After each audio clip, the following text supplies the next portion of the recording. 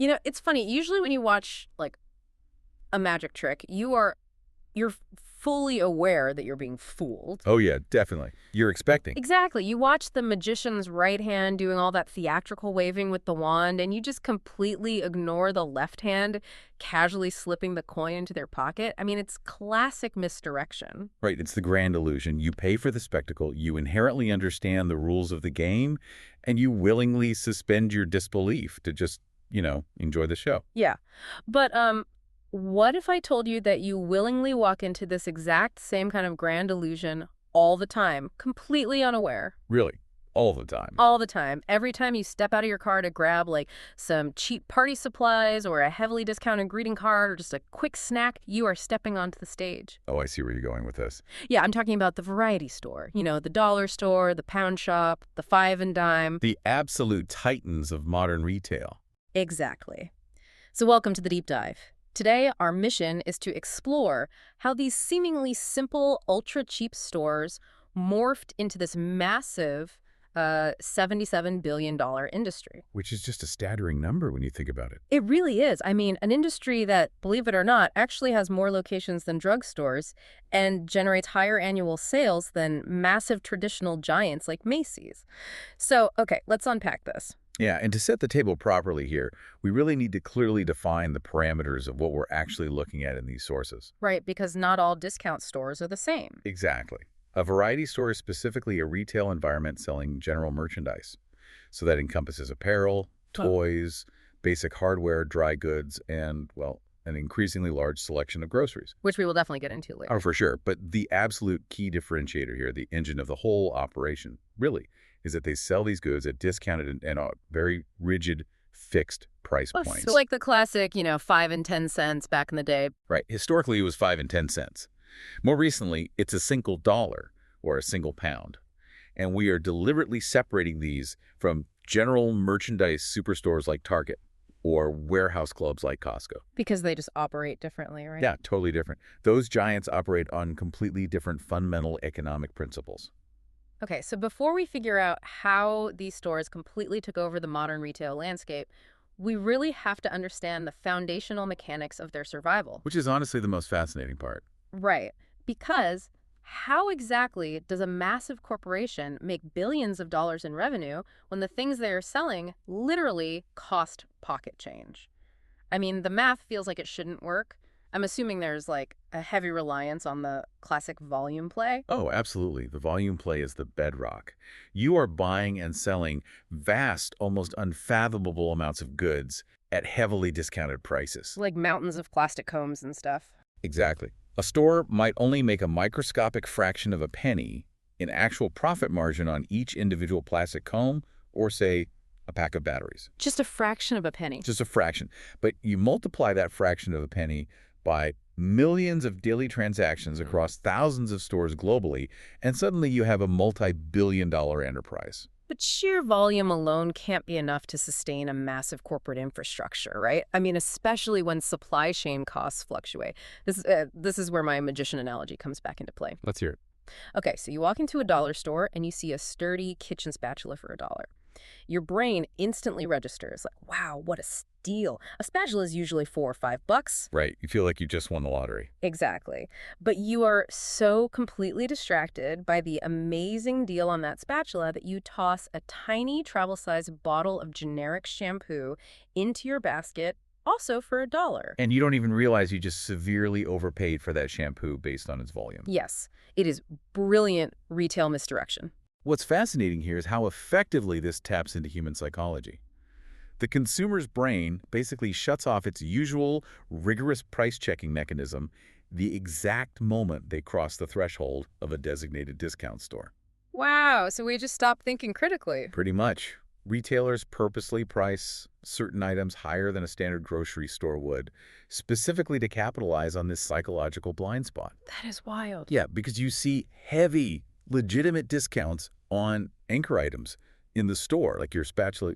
Your brain falsely assumes everything in your basket must be an equal bargain. Man, that is legitimately terrifying. It's like this cognitive vulnerability that they have completely monetized. That's exactly what it is. But if I'm running one of these stores and I am fundamentally forced to sell everything for a single rigid dollar. I mean, I can't just call up a premium brand and bully them into taking a 90% pay cut, right? No, definitely no. So I have to fundamentally alter the product itself. Yeah, you have to engineer the product backward from the price tag. Shrinkflation is a massive tactic here. Oh, shrinkflation. Right. You are not getting the standard family size bottle of body wash. The manufacturer will actually retool their factory line to produce a smaller unit size specifically manufactured for that dollar store contract. Oh, wow. So they make a special tiny version just for them. Exactly. So the next time you, the listener, pick up your favorite brand name deodorant at a variety store, look closely at the net weight. You are paying $1, but you might be getting like half the product you would get at a local pharmacy. Meaning your cost per ounce is actually significantly higher. Way higher. You think you're getting a deal on a brand name, but you're actually paying a premium for the illusion of a deal. Right. And if they aren't shrinking the package, they're swapping out the materials, relying on like generic brands or private labels that use cheaper plastics, cheaper textiles, or just lower cost chemical formulations. Yep. And then, of course, you have to factor in the gray market. Okay, wait. Let's define the gray market for a second because it sounds super illicit. It does sound like a cartel thing. Yeah. But it's actually just a massive loophole in global distribution, isn't it? It is. It's completely legal, but it operates outside a brand's intended distribution channels. Yeah. Let's say a major toy manufacturer overproduces 100,000 action figures intended for the European market. Okay. And they don't sell. Right, they flop. So a liquidator buys that massive surplus for absolute pennies on the dollar and redirects those shipping containers to a U.S. discount chain. Oh, I see. The brand never intended for their premium toy to be sold in a discount bin in Ohio, but because the liquidator bought them legally, the dollar store can stock them. They act as a vital release valve for the global supply chain's mistakes. So they're basically the ultimate buyers of last resort. Exactly. And it's not just plastic toys either. There's this fascinating regional dollar store in the Syracuse, New York area called Real Deals. Oh, yeah. Real deals. Yeah, they apply this exact same buyer of last resort logic, but to surplus and out-of-date food. Which is wild. Real Deals operates almost entirely on surplus groceries. And looking at how they operate reveals a massive legal divergence globally when you check the sources. Really? How so? Well, in the United States, it is generally perfectly legal to sell most items completely, regardless of their printed sell-by date. Wait, really? Just totally ignore the date? Pretty much. The FDA generally views those dates as indicators of peak freshness, not strict safety deadlines, with a few exceptions for certain perishables, of course. Okay, so a box of cereal or like a can of soup that is technically past its prime is perfectly legal to put on the shelf, slap a massive discount sticker on it, and just sell to a consumer. Exactly. The U.S. regulatory environment allows it, which provides this massive pipeline of ultra-cheap inventory for discount stores. That makes sense. Yeah, food distributors who are about to take a total financial loss on expiring warehouse goods can just offload them to these stores. Right. But if you look at the United Kingdom, the legal landscape is entirely different. Oh, they don't allow that. The Food Standards Agency over there makes selling goods after their use-by date strictly illegal. Wow, strictly illegal. That's a huge difference. It is. That fundamental difference in regulation totally alters the mechanics of what kind of surplus stock these stores can utilize to maintain those ultra-low price points depending on the country. This entire model, I mean, the psychological pricing, the rigid backward engineering of package sizes, the ruthless scavenging of global supply chains, it all feels so calculated. It's a machine. It really is. You'd assume it was cooked up by a modern algorithm in Silicon Valley or something, but this is the foundational DNA of modern retail, isn't it? Oh yeah, it goes back well over a century. The true pioneer of this model was Frank Winfield Woolworth. Right, Woolworths. Yeah. Back in the late 1870s, he noticed the localized success of these early, scattered nickel stores operating in Michigan and western New York. Just selling stuff for 5 cents. Right. So he decided to test the concept on a larger scale. On February 22, 1879, he opened his Great 5-Cent store in Utica, New York. And the prevailing business logic of 1879 dictated that he was completely out of his mind. Right. They thought he was crazy. Yeah, the idea that you could pay commercial rent, pay a staff, handle logistics, and maintain a functional business by selling nothing but 5-cent items. It completely defied every standard economic principle of the era. Retailers assumed the margins were far too microscopic to sustain a standalone business. Because 5 cents is just nothing. Exactly. But Woolworth proved that if the volume was high enough and the sourcing was tight enough, the microscopic margins aggregated into massive wealth. He literally created the American institution of the five and dime. And as soon as Woolworth proved the math worked, the floodgates just opened. You ended up with this massive graveyard of dime stores that popped up over the subsequent decades. Right, they were everywhere. They dominated local main streets and eventually died out. Names like Neisner's, TG&Y, W.T. Grant, Sprouse Rights. But some of those early experiments didn't die. They just mutated into something much bigger. SS Kretsch Company eventually evolved its format and became Kmart. Walton's Five and Dime famously became Walmart. It's amazing. The biggest big box retailers on Earth share the exact same evolutionary ancestor. Yeah. But the traditional variety store model did hit a massive mid-century slump. Oh, right. The suburbs. Exactly. As populations moved out to the suburbs in the 50s and 60s, consumer habits shifted heavily toward massive indoor malls. Which were huge back then. Huge. And the variety stores started losing significant ground to highly specialized discount drugstores, massive office supply chains, and dedicated toy stores. By 1997, Woolworths had closed its very last U.S. store. Retail historians love to say the mall killed the variety store, but that doesn't actually track with what the sources show happened next. No, not at all. The late 90s saw an absolute explosion of dollar stores. They didn't die. Wait, didn't they just shed their skin? That's a great way to put it. Yeah, they stopped trying to compete with the mall and instead made themselves the hyper-convenient alternative you hit on your way home because, you don't want to park half a mile away at a mall just to buy a roll of Scotch tape and some AA batteries. If we connect this to the bigger picture, that pivot to convenience is the key to their modern dominance. They completely abandoned the massive footprints and instead focused on freestanding, smaller stores. Just popping up everywhere. Right. They acted like water, basically filling in the cracks of the retail pavement where massive supermarkets and malls simply couldn't fit.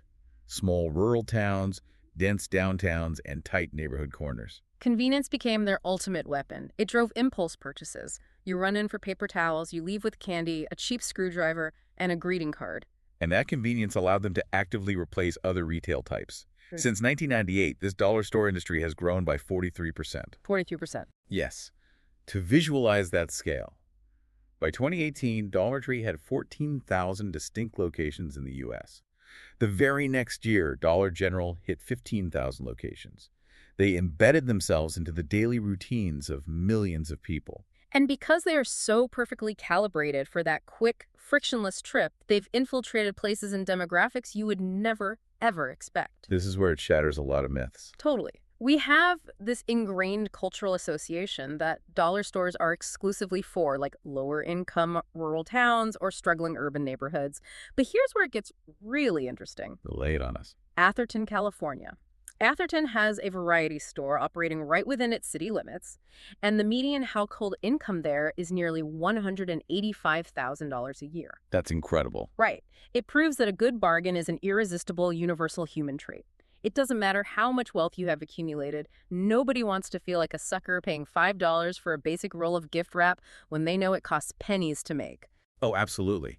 And we see this psychological shift confirmed in the global data too, particularly we're following major economic shocks. Economic trauma basically acts as a cultural reset button. Oh, interesting. Like how? Well, for example, in the aftermath of the 2008 global financial crisis, the 99p stores over in the United Kingdom reported a massive, sustained surge in higher-income customers. Oh, wow. It's like the collective economic panic gave everyone cultural permission to shop at the discount store. Exactly. The stigma evaporated because everyone was suddenly looking for ways to cut corners. Right. A country's economic downturn serves as a highly effective incubator for these stores. It permanently changes shopper habits and normalizes discount shopping for the upper middle class long after the broader economy recovers. That makes total sense. Look at Japan. They have their famous 100-yen shops, which is roughly equivalent to a single dollar. These stores proliferated incredibly rapidly starting around 2001. Right after the crash. Yes. That timeline is widely considered a direct aftereffect of Japan's lost decade, their prolonged economic recession. A major player there, Daiso, started earlier in 1991, but really caught fire during that recession. Oh, Daiso, I've heard of them. Yeah, they now have around 2,400 stores in Japan alone, and they are expanding by roughly 40 stores every single month. Wait, 40 new stores a month? That is a staggering pace of expansion.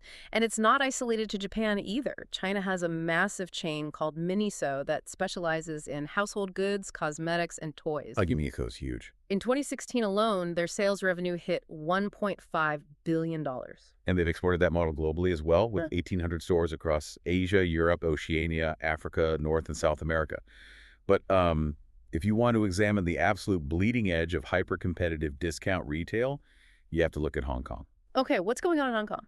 The market there is so intense that major traditional department stores actually opened their own $10 shops, which is about $1.28 US, just to prevent losing foot traffic to the discount sector. Wow, they had to cannibalize their own business. Pretty much. And now the market has fractured even further. There are $8 shops and even $2 shops competing fiercely in poorer communities. That is roughly 26 US cents per item. Wait, let's look at the mechanics of that. How is 26 cents mathematically possible? I mean, even if the product is terrible, the logistics of physically moving a plastic bucket from a factory to a store shelf has to cost more than a quarter. It requires a ruthlessly efficient supply chain. First, Hong Kong has no sales tax, which removes a whole layer of friction. Okay, that helps. Second, it has direct, immediate geographic and economic access to mainland manufacturing hubs like Shenzhen. You eliminate the middleman, you eliminate international shipping and container costs, you strip away any marketing budget, and you utilize completely unbranded, direct-from-factory items. So it's just raw efficiency. Pure efficiency. Yeah. You then rely entirely on the massive, dense foot traffic of Hong Kong's urban centers to drive the volume. It is the ultimate extreme expression of the microscopic margin model Frank Woolworth invented. Man, it's a localized retail experience fueled by a massive global engine. You see this in India, too. The U.S. dollar store chain there, founded in 2003, originally imported merchandise directly from America. Right. But as they expanded to over 200 stores, they had to build a vastly more complex sourcing network. They now pull inventory from China, Indonesia, Thailand, Spain, Portugal, the UK, and the US, all to maintain that fixed price point on the shelf in India. Okay, so we've established they have engineered supply chains capable of moving incredible volumes of cheap goods. And they appeal to everyone, from tech millionaires in Atherton to bargain hunters in Hong Kong. Yeah, they are everywhere. But this massive, largely unchecked dominance brings us to a highly complex, thorny consequence of their success. Because as they fill in those cracks in the retail pavement, they aren't just selling plastic toys and stationery anymore. Right. They have deeply embedded themselves in local economies by expanding heavily into groceries. Which brings us to the incredibly heated debate around food deserts. Areas defined by their limited access to healthy, affordable, fresh food. The allegations leveled against dollar stores in this arena are incredibly heavy. This raises an important question, and it's honestly one of the most fascinating tensions in modern urban planning. The mechanics of the allegation work like this. Critics and various community organizations argue that dollar stores actively proliferate these food deserts. Okay, how so? Well, a dollar store moves into a community and heavily discounts their shelf-stable foods, canned goods, processed snacks, cereals. They basically undercut the local independent grocery store on those center aisle items. And a local grocer operates on a really delicate balance, right? They make lower margins on the fresh produce and meat, but they make their reliable profit on those center aisle dry goods. Precisely the issue. When the dollar store steals the dry goods business, the local grocer can't survive on fresh produce alone and they fold. Oh, wow. So they just go out of business. Exactly. Suddenly, the local grocery store is gone, and the dollar store, which typically doesn't sell fresh apples or raw chicken, is the only option left for food in that community. As a direct result of this mechanical chain of events, several U.S. states and municipalities are actually utilizing local zoning laws to pass strict restrictions on where new dollar stores are legally allowed to open. But, I mean, the companies push back on this narrative incredibly hard, don't they? Oh, vehemently. Yeah, Dollar Tree vehemently disputes the claim that they are destroying local food access. Their defense is that they are actively creating food options in underserved communities that were already abandoned by traditional supermarkets long before they ever arrived. Right, they see themselves as the solution, not the problem. Exactly. It's a massive chicken or the egg scenario. Are the dollar stores the active cause of the local grocery stores closing? Or are they just opportunistic scavengers moving into the vacuum left behind by a failing local economy that simply didn't have the median income to support a full-scale supermarket anymore? It is the ultimate friction point between free market corporate expansion and community-driven zoning. Yeah. You basically have two distinctly different views of the exact same economic data. Yeah. One side sees a predatory expansion model methodically destroying fragile local retail ecosystems. The other side sees a highly efficient, affordable lifeline being extended to rural and urban areas that traditional grocers have completely ignored. It's just so complicated. It really is an incredibly complex debate that is currently redefining local retail zoning laws across the country. We aren't here to say who is right, but it's vital to understand both arguments. And the irony of this massive dominance, the fact that they are powerful enough to trigger state zoning legislation, is that their grocery model is actually shockingly fragile. Very fragile. Because they are shackled to that rigid pricing structure, they have almost zero wiggle room when those global supply chains get messy. That is a critical vulnerability. Their margins are razor thin by design. A perfect example of this fragility occurred recently, in 2023. Dollar Tree reportedly had to stop selling eggs entirely across its stores. Just stop selling them. Yeah. The wholesale price of eggs had simply increased too much due to avian flu and inflation. A traditional grocery store just absorbs that hit by raising the price of a carton of eggs for the consumer from, say, $3 to $5. Right, you just pay more at checkout. But a dollar store cannot easily pass that fluctuating cost on MAT without breaking its fundamental psychological promise of the fixed price point. So, unable to bend, they simply stop carrying them. Which really brings this whole deep dive full circle. We've traced this entire phenomenon from Frank Woolworth's first little nickel store in Utica, New York, defying all the established business logic of 1879, all the way to high-income shoppers browsing the aisles in Atherton, California, and intense community zoning battles over local food access. It's been quite a journey. It has. It is an absolute masterclass in how psychological tricks like shrinking package sizes and giving you the illusion of a steal that Well, I think it means this industry is a brilliant, highly adaptive, but potentially unstable balancing act, which leaves you with a significant thought to ponder regarding the future of retail. Okay, let's hear it. These stores are built entirely on the rigid psychological foundation of a fixed price point, $1, 100 yen, a pound. But we are currently entering an era of unpredictable global inflation, rising manufacturing costs, and volatile supply chains. Which changes the math. Entirely. If the dollar store is fundamentally unable to sell things for $1 anymore without taking a loss, what exactly does it become? If they have to continually raise prices and break the illusion to survive, do they lose their magic, or do they just become another regular, slightly disappointing convenience store? It's the ultimate magic trick. If the magician's hat catches fire, how on earth do you pull the rabbit out? Next time you step into a variety store to grab a cheap pair of sunglasses or a quick snack, keep your eyes open. Notice the package sizes. Notice what's placed next to what. Look for the misdirection. Thanks for joining us on this deep dive.